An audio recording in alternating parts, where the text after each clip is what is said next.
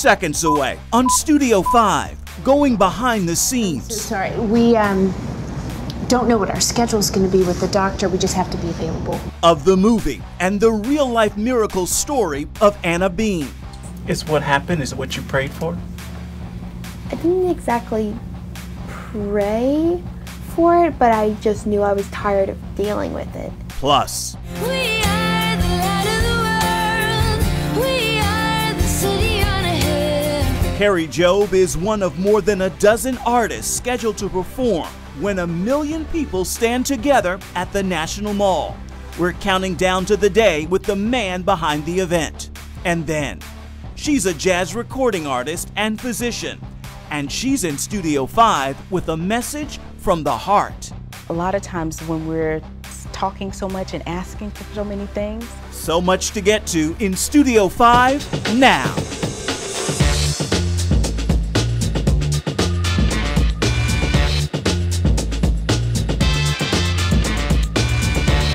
Hey, somebody there?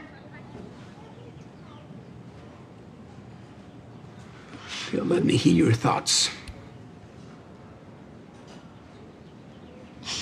Really? Okay, lie down.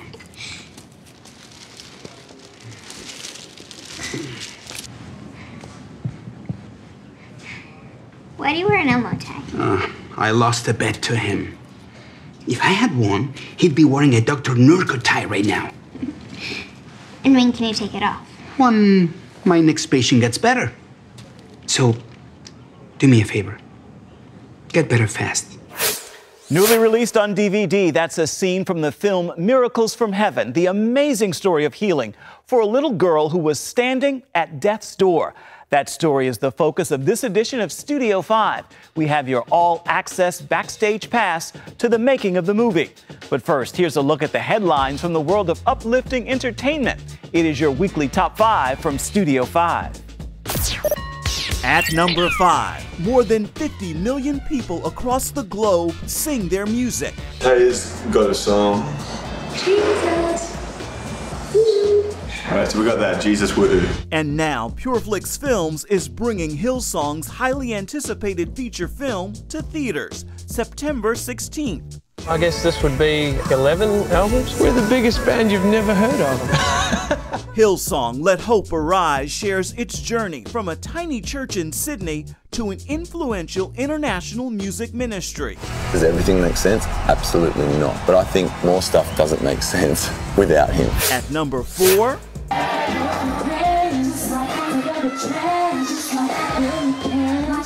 pop star Ciara and Seattle Seahawks quarterback Russell Wilson are married.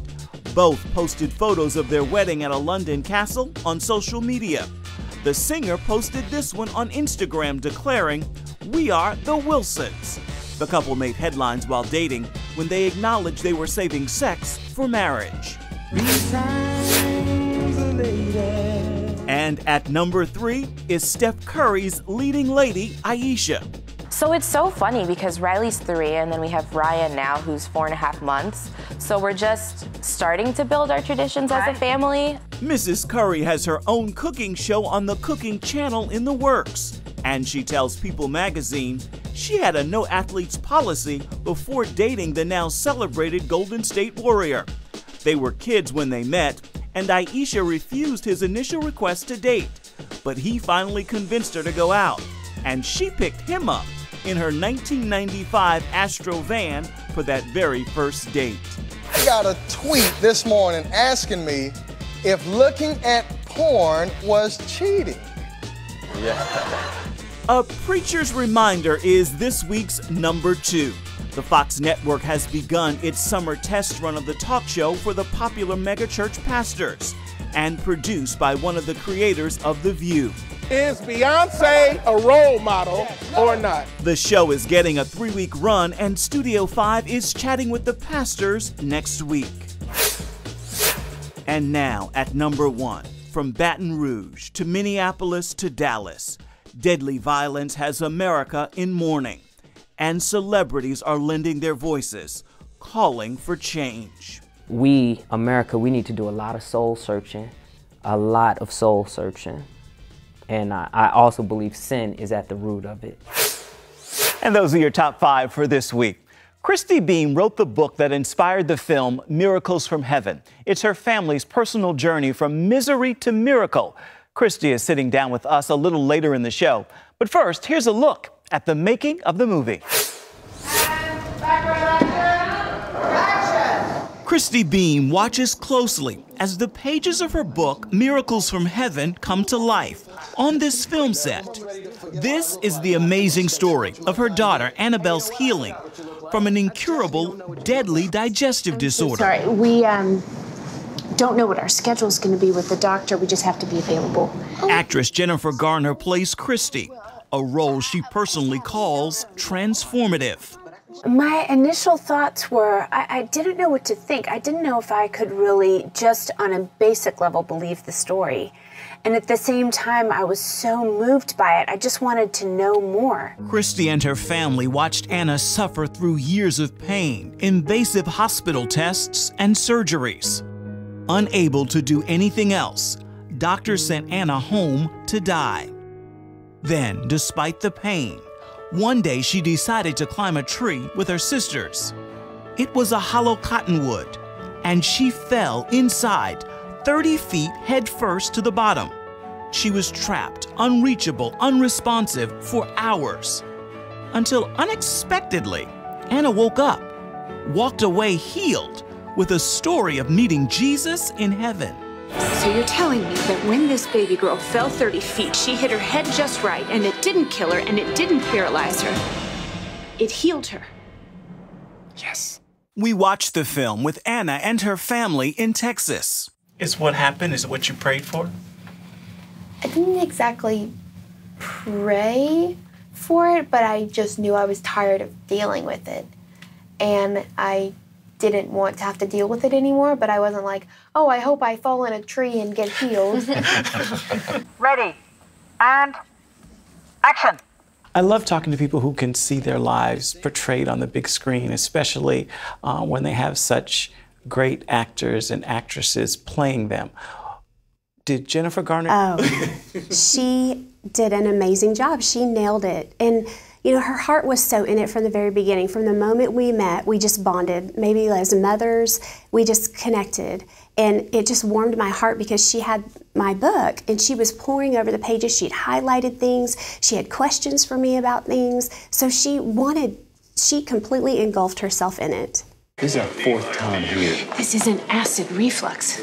Her throat's raw because she's been throwing up for weeks. Well, Mom, I'm the doctor, and that's my diagnosis. So if you'll excuse me, I have the patients I need to see. Excuse me, this is not acid reflux. She's not lactose intolerant. There's something wrong with our little girl. Mrs. Beam, you need to calm down. No, you calm down. You find me another doctor, you run some more tests. I'm not leaving this hospital until I know what's wrong with my daughter. When you met Christy Beam finally and thought, I'm going to put this woman's life on screen, what did you think you had to bring to the table to make it happen? It was very, very important to me that we brought to the screen what I saw in real life, which was the enormous love between this family, and that we be allowed to let there be struggle within that love, because that is part of real life, and you can't expect to go through something this huge without having moments of strife. Miracles from Heaven unites a familiar producing team, Bishop T.D. Jakes and former Sony executive Devon Franklin. They worked together on the film Heaven is for Real. I know you were looking for a follow-up to Heaven is for Real. Why was this the perfect story to do that? So funny, because the chairman of Sony at the time, Amy Pascal, had called and said, you know, we need to do Heaven is for Real too. And literally, like, it was like, yeah, well, Amy, you know, Colton came back. Like, he's cool, right? He's healed. And she's like, no, there's an audience out there that wants more content like this. And then immediately it was like, well, how do we do it? And his book agent, Jen Miller and Nina Madonia, had this book proposal called 3 Miracles from Heaven. And the moment we had taken a look at it, it was a mother-daughter story. It was a mother fighting for the healing of her child. An amazing miracle happened. It was a page-turner. And when you put that proposal down, it was clear. This was the movie to do. We know that Christy Beam is central to this story, but one of the things that really touched me was her husband, the gentleman playing her husband in the film. as a father and a husband, I could identify. Anna's gonna be okay.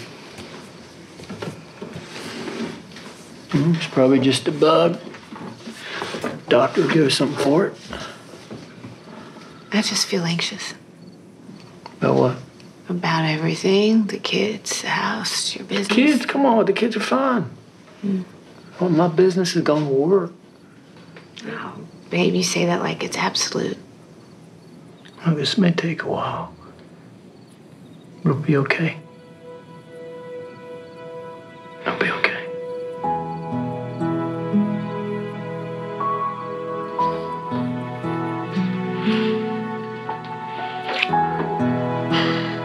It's a good life, Christy Beam. What do you want men to take away from that? I mean, because I know turning to a wife who's falling apart, trying to figure out how do I pull this together for you. Right. I do too.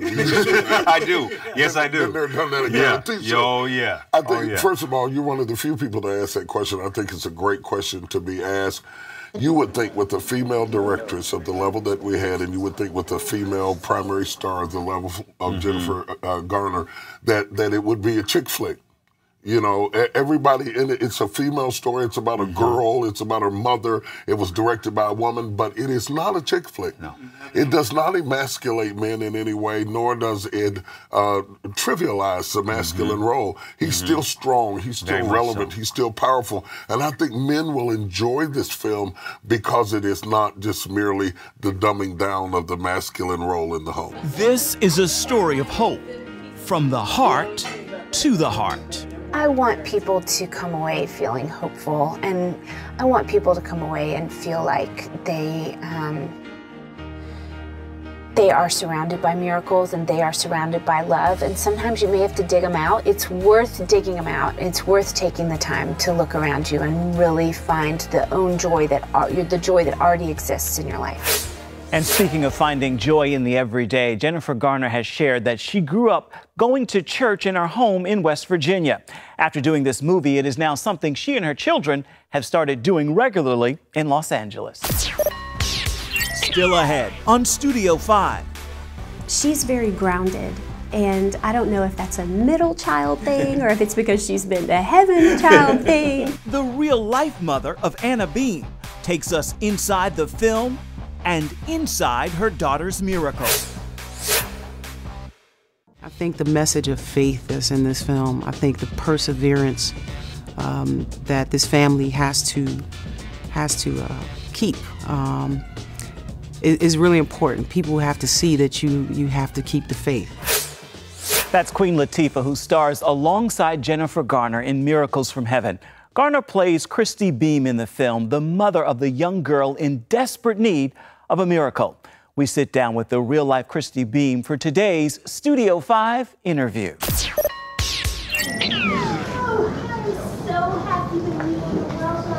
Actress Jennifer Garner brings the life of Christy Beam to the big screen in the film Miracles from Heaven.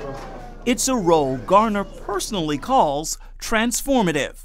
I love talking to people who can see their lives portrayed on the big screen, especially when they have such great actors and actresses playing them. Did Jennifer Garner nail you? Oh, she did an amazing job. She nailed it. And you know, her heart was so in it from the very beginning. From the moment we met, we just bonded. Maybe as mothers, we just connected. And it just warmed my heart because she had my book and she was poring over the pages. She'd highlighted things. She had questions for me about things. So she completely engulfed herself in it. Beam shared her family's story in the book, also titled Miracles from Heaven. Her daughter, Anna, suffered through years of pain, hospital visits, surgeries, and invasive testing. She was sent home to die when she fell 30 feet headfirst into a hollow cottonwood tree on the family farm. She was trapped, unresponsive for hours, but woke up and walked away healed, with a story of meeting Jesus in heaven. Let's go back to that time when your daughter was sick. Were you praying for a miracle? What were you praying for? I wish I could say that I was praying for a miracle, but I wasn't.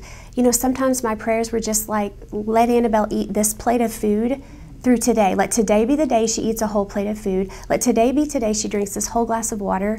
Let today be the day her pain is at an 8, not a 10.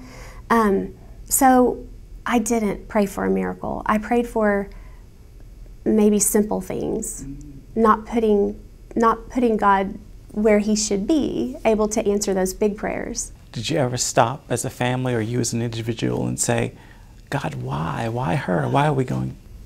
Oh my word. I asked, why Anna? Why me? Why us?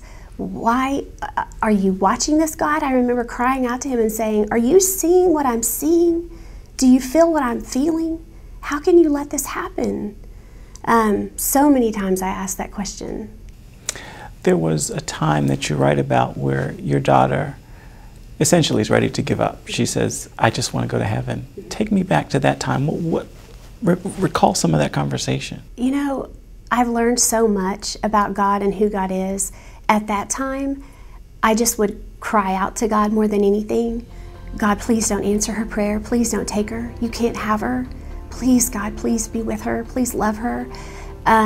It was more of me crying out to him, I guess is just the best way to describe it, than intimately talking to him and having a relationship with him about it. But my prayers were just for protection and for safety and that please don't take her. I read you said that it was hard to accept and believe that God could love your child more than you. What makes you say that?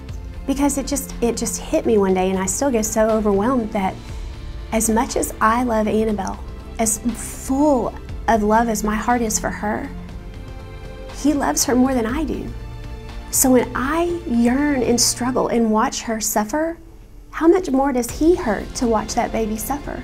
And when that clicked in my brain, it was like, he's not watching this, he's getting this, he's feeling this, he's living this. And I feel like at that moment, I began to see that God was as much a part of what was happening as opposed to just this big God sitting over watching what was happening. He was intimately involved in it. That's the Bean family's miracle story, but God is performing miracles all around us. We just need to wake up and pay attention. That film is now available for digital download and on DVD. Still to come on Studio 5. From a miracle story to 1 million people on the National Mall. We think something happens when God's people gather in faith, in humility, and pray for change. We're sitting down with 2 of the men behind Together 2016, which is now just days away. We are less than 1 week away from what's being called a generation-defining moment. July 16th, 1 million people will fill the National Mall for an event called Together 2016. I recently spoke with the man behind the movement, Nick Hall, and recording artist Michael W. Smith to get a sneak peek at what it's all about. We believe Jesus prayed that we would be together in John 17.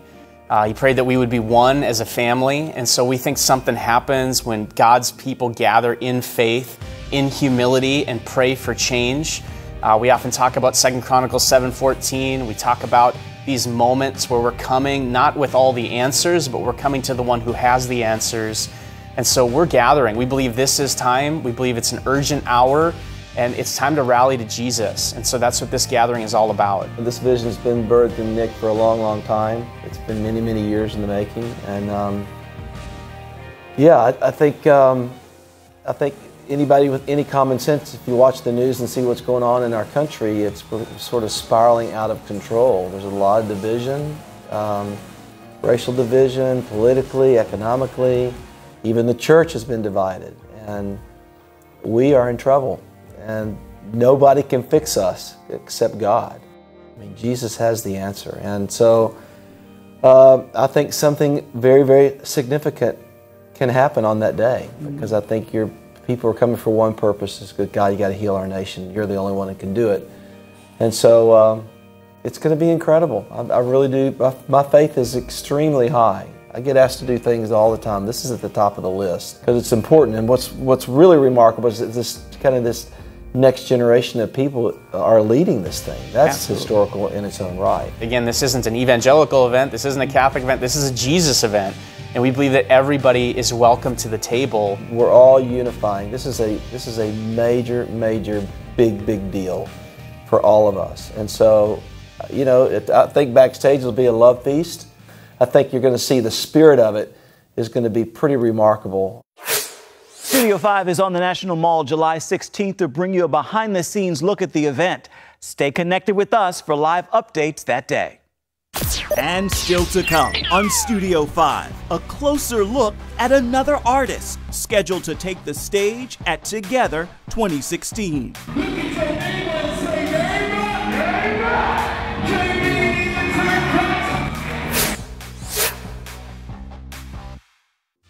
And welcome back. We're almost out of time, so let's take a look at what we're working on for next week's Studio 5. We're struggling or we're celebrating, and hip-hop embodies that.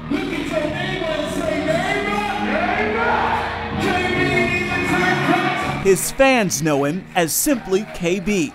The award-winning artist talks to Studio 5 about his music and how fear led him to faith. It wasn't until I had an encounter with the one who made me, actually through hip-hop music, that I figured out that it was clear to me that to not be cool with God is a good reason to feel unsafe. It's an interview and an episode you won't want to miss.